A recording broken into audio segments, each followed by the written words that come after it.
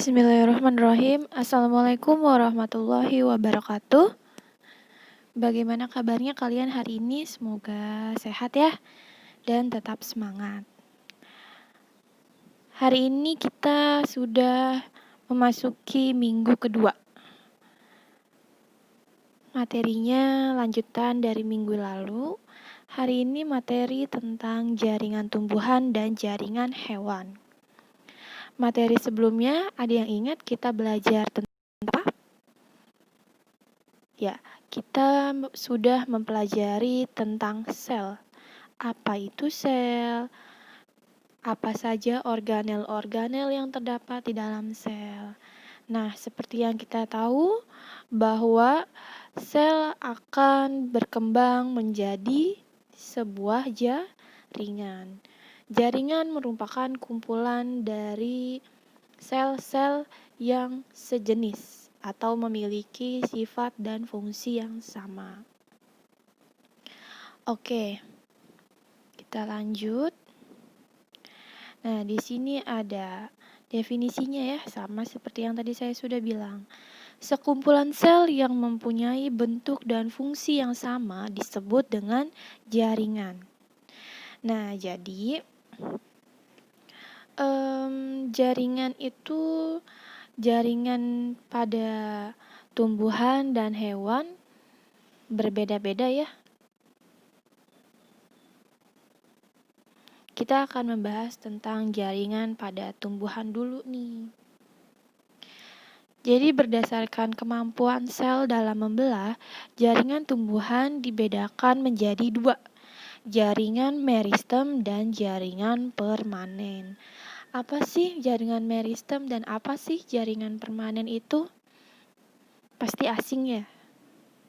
Nanti kita bahas ya. Oke, jaringan meristem adalah kumpulan sel yang aktif membelah dan menghasilkan sel-sel baru yang belum terdiferensiasi, yang kemudian dapat berkembang menjadi berbagai jaringan dan organ tumbuhan. Nah, biasanya jaringan meristem ini terdiri atas jaringan meristem primer dan jaringan meristem sekunder. Kalau jaringan meristem primer terletak pada ujung akar dan ujung batang. Jaringan meristem primer ini yang menyebabkan pertambahan tinggi pada tumbuhan. Nah, sedangkan jaringan meristem sekunder biasa disebut dengan kambium ya, yang menyebabkan pertambahan lebar diameter batang. Tahu ya diameter, jadi ketebalan batangnya itu bertambah di situ. Jadi jaringan meristem terbagi dua, ada meristem primer dan meristem sekunder. Nah, hasil dari perkembangan jaringan meristem tersebut disebut dengan jaringan permanen. Bedanya apa? Jadi jaringan permanen ini sudah terdiferensiasi sehingga memiliki bentuk dan fungsi yang tetap. Sel-sel yang terdapat pada jaringan permanen ini sudah tidak aktif lagi. Jadi dia sudah tidak aktif membelah, tidak akan berubah ya. Nah, berdasarkan struktur dan fungsinya, jaringan permanen dibedakan menjadi 4. Yang pertama adalah jaringan pelindung, yaitu jaringan epidermis. Yang kedua adalah jaringan dasar atau jaringan parenkim. Yang ketiga adalah jaringan penguat atau penyokong, terdiri dari jaringan kolenkim dan sklerenkim. Yang keempat, jaringan pengangkut, terdiri dari jaringan xilem dan jaringan floem. Sering kita dengar ya kata-kata epidermis, xilem, dan floem, dan lainnya. Oke, seperti apa sih penampakannya dari macam-macam jaringan permanen? Kita lihat ya.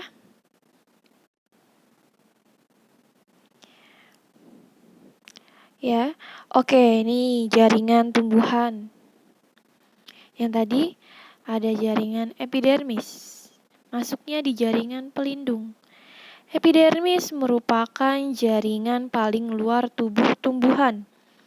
Jaringan epidermis menutupi seluruh tubuh tumbuhan, mulai dari akar, batang, dan daun. Biasanya epidermis ini terdiri atas selapis sel. Selnya itu rapat, tanpa ada ruang antar sel dan berdinding tebal. Fungsi jaringan epidermis adalah sebagai pelindung jaringan yang ada di dalamnya dan sebagai tempat pertukaran gas. Kita lihat. Nah, terdiri dari satu lapis sel. Nah, ini ya. Satu lapis sel, selnya rapat, ya, tidak ada ruang antar sel. Fungsinya untuk melindungi jaringan-jaringan yang ada di bawahnya dan juga berfungsi sebagai tempat pertukaran gas. Di mana? Di sini letaknya, di atas dan di bawah sama ya. Jadi pertukaran gas antara CO2 yang masuk dan oksigen atau O2 yang keluar. Tuh. Yang selanjutnya adalah jaringan dasar atau parenkim. Ada juga yang menyebutkan parenkima. Jaringan dasar ini disebut sebagai penopang jaringan yang lain, tersusun dari banyak sel yang berdinding tipis. Jadi dia di dalam jaringan parenkim terdapat ruang antar sel. Ya, untuk di daun, jaringan parenkim ini tersusun atas palisade dan bunga karang. Nah, ini adalah contoh jaringan palisade nih, jaringan palisade dan jaringan bunga karang. Jaringan bunga karangnya tidak terlihat ya di sini. Oh, ini nih. Ini jaringan bunga karang. Jadi yang ini bagian di bawah epidermis adalah jaringan dasar atau parenkim terdiri atas palisade dan bunga karang atau jaringan mesofil ya, sel-sel spons. Untuk lebih detailnya ada gambarnya. Nah, ini dia adalah contoh jaringan dasar atau parenkim. Tadi ciri-cirinya selnya tipis dan terdapat ruang antar sel. Yang mana sih ruang antar sel nih? Yang di tengah-tengah ini ya. Ini adalah ruang-ruang kosong. Ya. Ruang antar sel. Ini contoh jaringan parenkim empulur singkong. Ya. Di bawah mikroskop. Kalau yang ini adalah gambar dari jaringan parenkim pada batang. Yang selanjutnya, jaringan penguat atau penyokong. Penguat atau penyokong ya, terdiri dari kolenkim dan sklerenkim. Apa sih kolenkim dan sklerenkim itu? Kolenkim merupakan jaringan yang memberi kekuatan yang bersifat sementara pada tumbuhan. Sifatnya sementara. Jadi, apabila tumbuhannya sudah tua, kolenkim ini akan diganti dengan sklerenkim. Nah, biasanya kolenkim ini tersusun dari sel hidup. Bentuknya memanjang dan mempunyai penebalan dinding yang tidak merata. Kolenkim ini biasanya terdapat di bagian tepi batang yang masih muda pada jenis pohon besar atau pada batang tumbuhan herbal. Adanya di tepi helai, di tangkai, dan di tulang daun. Kalau sklerenkim merupakan jaringan penguat yang sudah bersifat permanen. Ya. Selnya ini mengalami penebalan dinding yang merata. Biasanya mengandung lignin dan selulosa, sehingga dia mati ya jaringannya. Ada yang berbentuk serat dan berbentuk batu. Kalau serat itu biasanya seperti benang-benang panjang. Kemudian kalau yang sel batu ini bermacam-macam bentuknya, berdinding keras. Pernah lihat tempurung kelapa? Nah, tempurung kelapa adalah salah satu contoh dari sklerenkim atau jaringan penguat yang sudah mati, sifatnya permanen. Kita bisa lihat gambarnya. Oke, ini dia. Ini adalah jaringan kolenkim yang tadi ya sifatnya panjang-panjang ya. Biasanya di tepi batang, karena batang ukuran panjang-panjang biasanya. Ada di tepi helai, ada di tangkai, dan di tulang daun. Dan kolenkim ini adalah selnya masih hidup. Sedangkan sklerenkim ini adalah selnya sudah mati. Jika kolenkimnya sudah tua, dia akan berubah menjadi sklerenkim dan bersifat permanen. Di sini sudah jelas terlihat ya. Penebalannya, ini penebalannya ya. Terjadi penebalan, yang ini penebalan tidak merata. Tadi yang sklerenkim ini ada yang bersifatnya seperti batu dan juga serat. Yang serat seperti ini penampakannya. Kemudian kalau yang batu seperti ini ya. Contohnya adalah serabut kelapa. Oke, cukup sekian dari jaringan penyokong. Kemudian kita lanjut ke jaringan pengangkut. Silem dan floem ini pasti sudah tidak asing lagi ya. Jaringan silem. Apa sih jaringan silem? Jaringan silem adalah jaringan pembuluh kayu yang tersusun atas sel-sel memanjang yang sudah mati. Sel-sel tersebut saling menyambung membentuk suatu pembuluh. Pembuluh ini yang mengangkut air dan unsur hara dari akar menuju daun. Itu silem ya.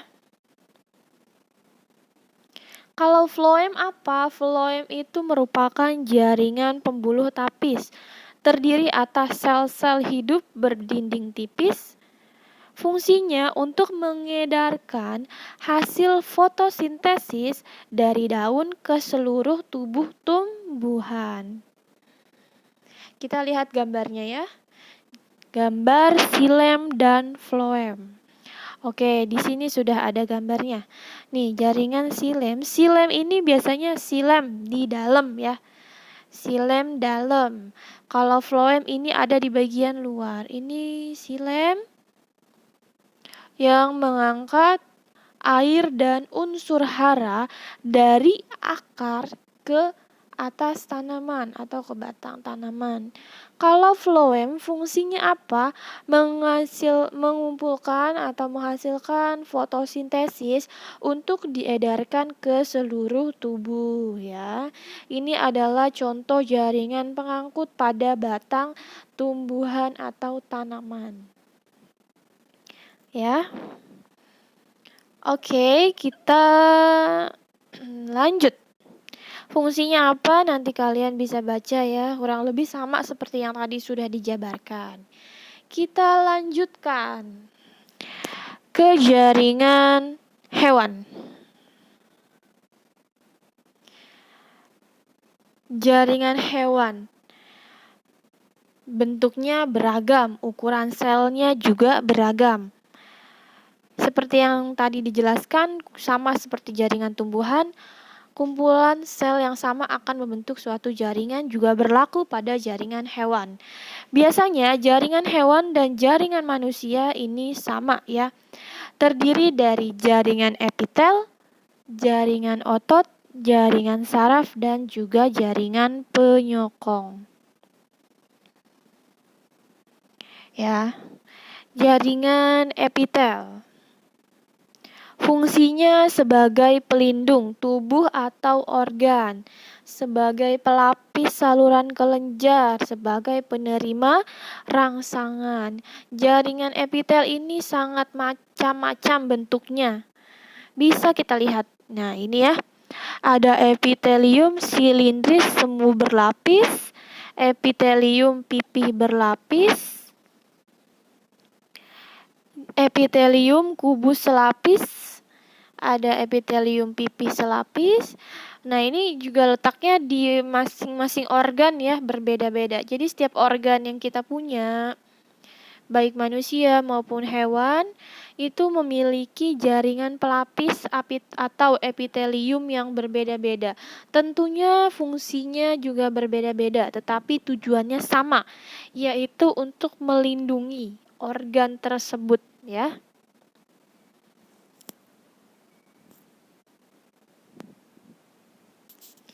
Yang selanjutnya adalah jaringan otot.